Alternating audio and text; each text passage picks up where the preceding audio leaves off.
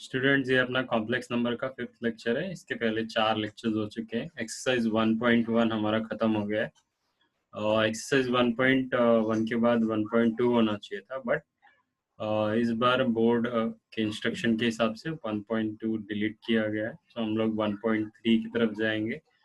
उसके पहले कुछ टर्म्स है, कुछ डेफिनेशंस है, वो देख लेते हैं। उसके बाद हम लोग एक्सरसाइज 1.3 सॉल्व करेंगे। ओके, तो सबसे पहले हम लोग अभी यहाँ पर 1.5 आर्गन्स डायग्राम या फिर कॉम्प्लेक्स प्लेन कहे थे। ओके, वो हम लोग देखेंगे। ओके, कॉम्प्लेक्स नंबर ऐसा नंबर जिसको हम लोग a+bi के फॉर्म में एक्सप्रेस करते हैं। वहाँ पे x और मीन्स x और y कहाँ पे होता है, रियल नंबर में होता है, एंड i क्या होता है, स्क्वायर रूट ऑफ -1 होता है। इसको हम लोग कहाँ पे एक्सप्रेस करते हैं, एक्स वाई प्लेन पे एक्सप्लेन करते हैं। ओके, अभी देखो यहाँ पर एक डायग्राम बना हुआ है, देख सकते हैं। यहाँ पर एक पॉइंट है P जिसका वैल्यू A है और B है। सपोज अगर हम लोग को ये दिखाना है तो यहाँ पे A जो है पॉइंट पे क्या होता है, X वैल्यू होता है, और ये जो है वो Y वैल्यू होता है। ओके, तो फिलहाल ये मॉड्यूलस के लिए यूज किया गया है। हम लोग यहाँ पर देख लेते हैं। ठीक है, देखो यहाँ पर दिखाया हुआ है कि ये जो x है वो हमारा रियल पार्ट होता है z का। तो ये देखो रियल एनालिसिस है, ये हमारा x है और ये हमारा y है। ओके, और y क्या होता है हमारा इमेजिनरी एक्सिस होता है। सो जो भी वैल्यू है यहाँ पर, वो हम लोग यहाँ y का वैल्यू वो यहाँ पर हम लोग दिखाएंगे। ओके, अभी इसका क्या है, a diagram which represents complex number by points in a plane which reference to the real and imaginary axis is called Argand's diagram या फिर complex plane। मतलब imaginary जो नंबर मतलब जो कॉम्प्लेक्स नंबर दिया है उसको हम लोग ये एक्स वाई प्लेन पे दिखाते हैं, उसको ही हम लोग आर्गन्स डायग्राम या फिर कॉम्प्लेक्स प्लेन बोलते हैं। ओके, सो सॉरी, ये ग्राफ मैंने पहले यहाँ पर यूज किया था, बट वो खाली पॉइंट्स के लिए यूज किया था। और ये जो ग्राफ है वो हमारा मॉडुलस और आर्गुमेंट ऑफ जेड का ग्राफ है। अभी मॉडुलस ऑफ जेड क्या होता है, इसको देखो हम लोग मॉडुलस बोलते हैं। ये जो लाइंस है ना, ये इसको हम लोग मॉडुलस बोलते हैं। ऐसा दो लाइंस को हम लोग स्ट्रेट, दो लाइंस को हम लोग मॉडुलस बोलते हैं। तो हम लोग क्या करना है, modulus of Z find. Modulus of Z क्या होता है वो देखने से पहले हम लोग डायग्राम देख लेते हैं। ठीक है, देखो ये पॉइंट है, ये पॉइंट क्या है, ये जो ए वैल्यू है वो किसको रिप्रेजेंट करता है, रियल कॉम्प्लेक्स नंबर में से रियल पार्ट को रिप्रेजेंट करता है, और ये जो बी है वो इमेजिनरी पार्ट को रिप्रेजेंट करता है। Okay, so modulus of Z कैसे मिलता है, ये देखो यहाँ पर, मतलब ये ओरिजिन से लेके पॉइंट पी तक हम लोग जाएंगे, सो वो मिलता है। तो कहने का मतलब ये है कि हम लोग डिस्टेंस फाइंड आउट करते हैं ओरिजिन से लेके पॉइंट पी तक, वही क्या होता है, हमारा मॉडुलस ऑफ जेड होता है। देख लेते हैं क्या लिखा है। If z is equals to a plus ib is a complex number, then the modulus of z is denoted by, modulus of z को हम लोग ये दो लाइंस, स्ट्रेट लाइंस बीच में z लिख के या फिर स्मॉल r से भी हम लोग डिनोट करते हैं मॉडुलस को। अभी मॉडुलस ऑफ z क्या होता है, स्क्वायर रूट ऑफ a का स्क्वायर प्लस b का स्क्वायर। अभी ये देखो यहाँ पर लिखा है फ्रॉम फिगर 1.3, देखो ये ऊपर रहा हमारा 1.3। Okay, point P A comma B represent the complex number Z is equals to A plus IB। Already हम लोग ने आर्गन्स डायग्राम में देखा था कि ये क्या होता है, हमारा रियल पार्ट है और ये हमारा इमेजिनरी पार्ट है। सो बेसिकली ये जो है P वो क्या रिप्रेजेंट कर रहा है, कॉम्प्लेक्स नंबर का पॉइंट रिप्रेजेंट कर रहा है। ओके, अभी देखो, ये देखो क्या लिखा हुआ है, r is equals to modulus of z is equals to square root a square plus b square is nothing but OP। Okay, अगर हम लोग डिस्टेंस फॉर्मूला देखने जाएंगे तो क्या होता है, यहाँ पर कोऑर्डिनेट्स क्या ओरिजिन का कोऑर्डिनेट क्या है, 0 0 है। तो कैसा होता है कि इसका x वैल्यू माइनस इसका x वैल्यू। सो अगर हम लोग इसका x वैल्यू लेंगे 0 माइनस a का स्क्वायर प्लस इसका y वैल्यू क्या है 0, और इसका y वैल्यू क्या है b। तो ऐसा होता है। ठीक है, जब हम लोग इसको सिंप्लीफाई करेंगे तो क्या मिलेगा, स्क्वायर रूट माइनस ए का स्क्वायर प्लस माइनस बी का स्क्वायर। ओके, सो माइनस ए का स्क्वायर क्या होता है, ए होता है, मीन्स ए का स्क्वायर मिल जाएगा, और ये हो जाएगा बी का स्क्वायर। तो वही लिखा हुआ है, बट यहाँ पे खाली ओरिजिन मेंशन नहीं किया हुआ है। क्यों मेंशन नहीं किया है, क्योंकि अगर करेंगे भी तो हम लोग को यही मिलेगा, ए का स्क्वायर प्लस बी का स्क्वायर रूट के अंदर। ओके, इसके बाद हम लोग आर्ग्यूमेंट ऑफ जेड देख लेते हैं। आर्ग्यूमेंट ऑफ जेड क्या है, बेसिकली हम लोग को क्या फाइंड आउट करना रहता है, कि हम लोग को फाइंड आउट करना रहता है कि एक्स और ये जो लाइन, मतलब मॉडुलस की जो लाइन है, उनके बीच में एंगल कितना बना है, यही क्या होता है, हमारा आर्ग्यूमेंट ऑफ जेड होता है। ओके, अभी आर्ग्यूमेंट ऑफ जेड को हम लोग थीटा से या फिर A R G small bracket में, मतलब ब्रैकेट के अंदर स्मॉल जेड। अभी यहाँ पे एक नोट लिखा हुआ है, नोट क्या है, tan x is equals to y, then inverse function of the inverse function is given by, जब ये tan इस साइड आता है तो इधर इनवर्स हो जाता है, इसलिए x का वैल्यू क्या मिला, tan inverse of y। Okay, अभी हम लोग आगे क्या देखते हैं। अभी नेक्स्ट टॉपिक है argument of z in different quadrants और एक्सेस। ठीक है, अभी फिलहाल हम लोग ये देखते हैं क्या है हमारा जो आर्गुमेंट है, that is tan inverse b upon a। और हमारे पास अगर आर्गन डायग्राम की बात करेंगे तो आर्गन डायग्राम हम लोग एक्स वाई प्लेन पे बनाते हैं। तो एक्स वाई प्लेन पे क्या होता है, first quadrant, second quadrant, third quadrant, fourth quadrant. Okay, ये जो होता है, ये वाला पार्ट, ये पॉजिटिव एक्स एक्सिस, ये नेगेटिव एक्स एक्सिस, ये पॉजिटिव वाई एक्सिस और ये नेगेटिव वाई एक्सिस होता है। सो ऐसे टोटल कितने 8 है, वो 8 हम लोग डिस्कस करने वाले। वैसे हमारा बेसिकली फॉर्मूला क्या है आर्गुमेंट का, tan inverse b upon a। Okay, so अगर हमारा जो पॉइंट है, समझो एक एग्जांपल लिया है, z का वैल्यू कितना है, 3 है। तो अगर ये 3 दिखाना रहेगा तो ये क्या आएगा, पॉजिटिव एक्स एक्सिस पे आएगा। सो अगर पॉजिटिव एक्स एक्सिस पे है तो थीटा क्या होगा, 0 होगा, क्योंकि अगर ओरिजिन से उस पॉइंट तक मुझे पहुंचना है तो कोई एंगल ही नहीं बनेगा। देखो ऐसा एक स्ट्रेट लाइन आएगा, कोई एंगल ही नहीं बनेगा, सो क्या हो जाएगा, एंगल मतलब थीटा कितना हो जाएगा, 0। अगर फर्स्ट क्वाड्रेंट में है पॉइंट, समझो ये दिया हुआ है, तो यहाँ पे देख सकते हो कि ये भी पॉजिटिव है और ये भी पॉजिटिव है, मतलब रियल पार्ट भी पॉजिटिव है, इमेजिनरी पार्ट भी पॉजिटिव है। तो दोनों पॉजिटिव कहाँ पे होता है, फर्स्ट क्वाड्रेंट में होता है, दोनों पॉजिटिव। ओके, तो फर्स्ट क्वाड्रेंट में अगर दोनों पॉजिटिव है तो फिर क्या करना है कि अगर यहाँ पर एंगल फाइंड आउट करना है तो उसके लिए फॉर्मूला क्या है, theta is equals to tan inverse b upon a। Okay, अगर पॉजिटिव y एक्सिस पे होगा सो क्या हो जाएगा, एंगल सीधा π/2 हो जाएगा। देख लो कैसे होगा, समझो यहाँ पर कोई पॉइंट है। ओके, यहाँ पर समझो, यहाँ पर मुझे कुछ मिल गया, समझो ये जो मिला है 5। ओके, 5i, यहाँ पर रियल पार्ट नहीं है, मतलब क्या होगा, एक्स का जो वैल्यू है वो 0 है। सो पॉइंट कहाँ पे मिलेगा, समझो मुझे यहाँ पे मिल रहा है वाई का। तो अगर मैं ऐसे, ये हमारा इनिशियल आर्म है, अगर मैं ऐसे इधर जाऊंगा तो क्या मिलेगा, इनिशियल टू टर्मिनल, मतलब इनिशियल क्या है हमारा, ये वाला है, और टर्मिनल हमारा ये है।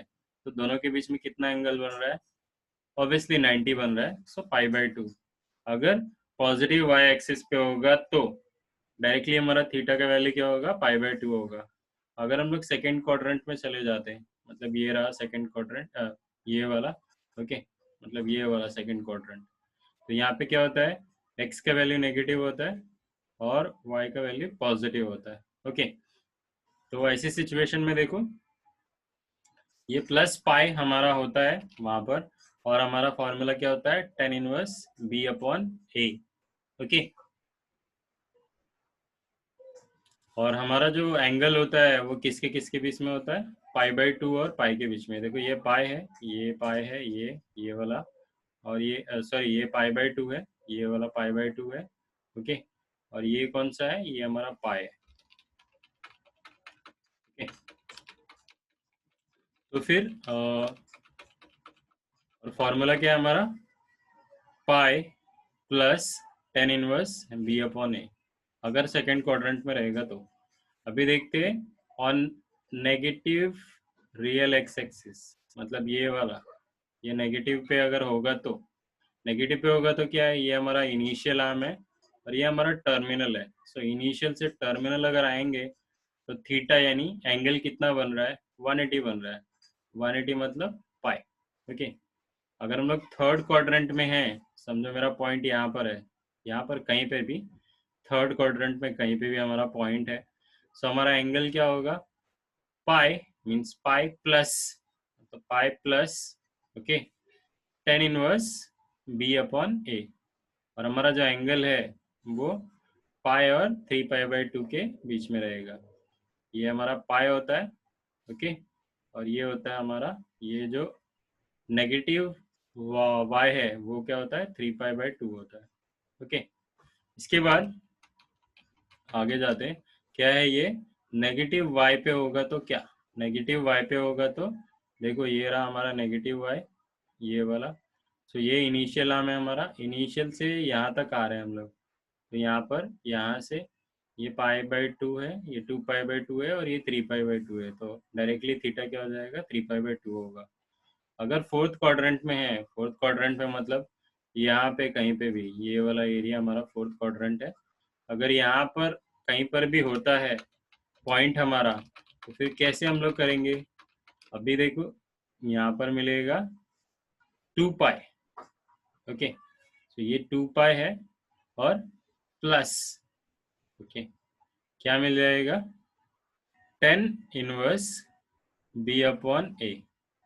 ओके, ये हमारा जो एंगल है वो क्या है, 3π/2 से बड़ा है और 2π से छोटा है। आगे और भी टर्म्स देखते हैं। ओके, तो अभी हमारे पास properties of modulus of complex numbers है। ये प्रॉपर्टीज हम लोग सम के टाइम पे देखेंगे जब ये यूज होगा। प्रॉपर्टीज ऑफ आर्गुमेंट है, ये भी हम लोग सम के टाइम पे देखेंगे। ओके, अभी polar form of a complex number देख लेते हैं। पोलर फॉर्म होता क्या है बेसिकली, ये देखो हम लोग क्या करते हैं, यहाँ पर ए जो होता है हमारा, ए देखो ये हमारा कॉम्प्लेक्स नंबर है सिंपल सा, इसमें जो ए होता है उसको हम लोग किससे रिप्लेस कर लेते हैं, आर कॉस थीटा से, और जो हमारा बी होता है उसको हम लोग रिप्लेस कर लेते हैं आर साइन थीटा से। ओके, अभी करना क्या है, आर कैसे फाइंड आउट करना है तो तुम लोग को पता ही है। देखो ये रहा, ये मॉडुलस कैसे फाइंड आउट करते हो तुम लोग को मालूम ही है, तो वैसे हम लोग क्या करेंगे, आर फाइंड आउट कर लेंगे, और ये जो थीटा है वो थीटा पता ही है, थीटा कैसे फाइंड आउट करते हैं हम लोग, टेन इनवर्स बी अपॉन ए। फिर जब आर मिल जाएगा और थीटा मिल जाएगा, ओके, तो हम लोग क्या करते हैं, यहाँ पर पुट कर देते हैं और सिंपली हम लोग को क्या मिल जाता है, अगर ये कॉम्प्लेक्स नंबर है तो इसका पोलर फॉर्म हम लोग को मिल जाता है। ओके, सम करेंगे तो ज़्यादा क्लैरिटी आएगी, देखते हैं अभी हम लोग।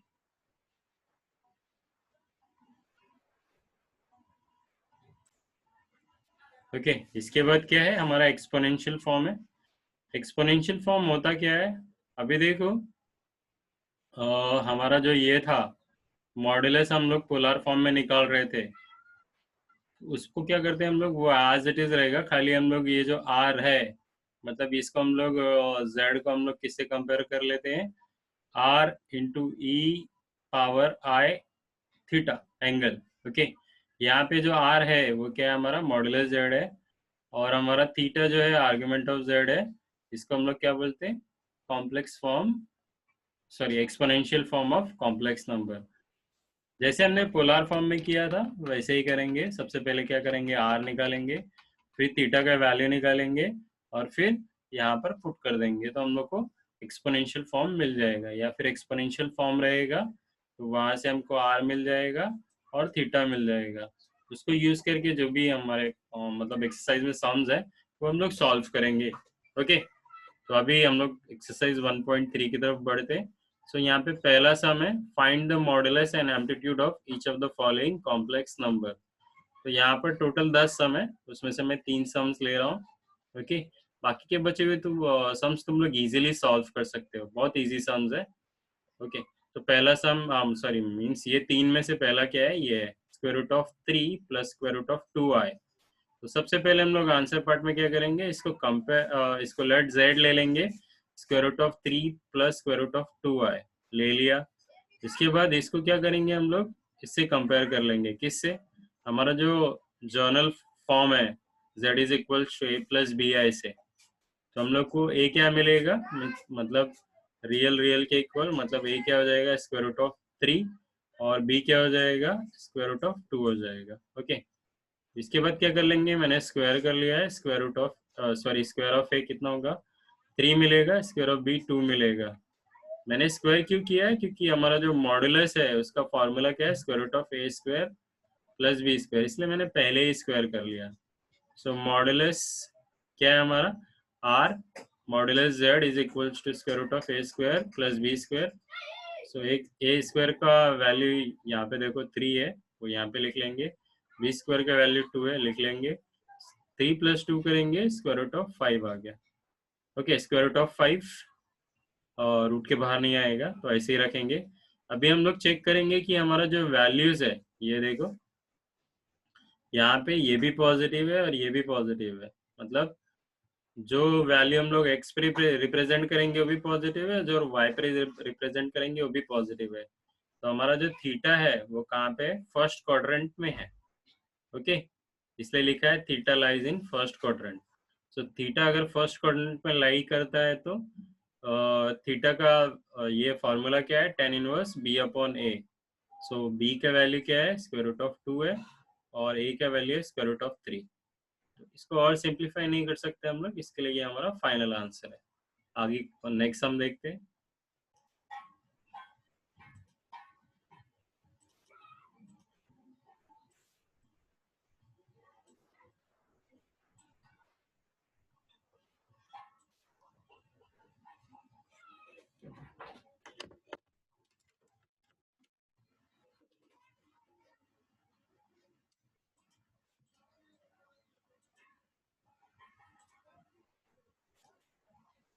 ओके, तो 10th वाला हमारा सम क्या है, ब्रैकेट के अंदर 1 प्लस 2i का होल स्क्वायर एंड 1 माइनस आई। तो अभी देखो यहाँ पर, इसके पहले हमारे पास क्या होता था, कॉम्प्लेक्स का फॉर्म होता था, लेकिन यहाँ पे कॉम्प्लेक्स का फॉर्म नहीं है। तो सबसे पहले क्या करेंगे, इसको सिंप्लीफाई कर लेंगे। सो पहला वाला ब्रैकेट देखो, ये क्या है, a plus b the whole square के फॉर्म में है। मैंने क्या किया है, 1 माइनस आई पहले लिख लिया है, क्योंकि इसको जब हम लोग सॉल्व करेंगे तो एक ब्रैकेट मिलेगा, तो हम लोग को सिंप्लीफाई करना पड़ेगा। सो यहाँ पे 2 ही टर्म है, तो थोड़ा काम हमारा जल्दी से आसानी से हो जाएगा। सो यहाँ पे देखो a प्लस बी का होल स्क्वायर अप्लाई किया है।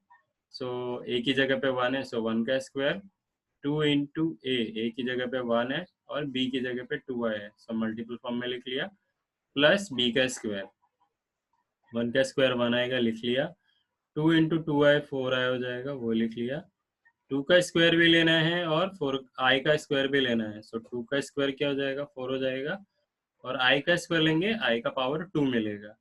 अभी आई का पावर 2 जो है उसको हम लोग -1 लिख लेंगे।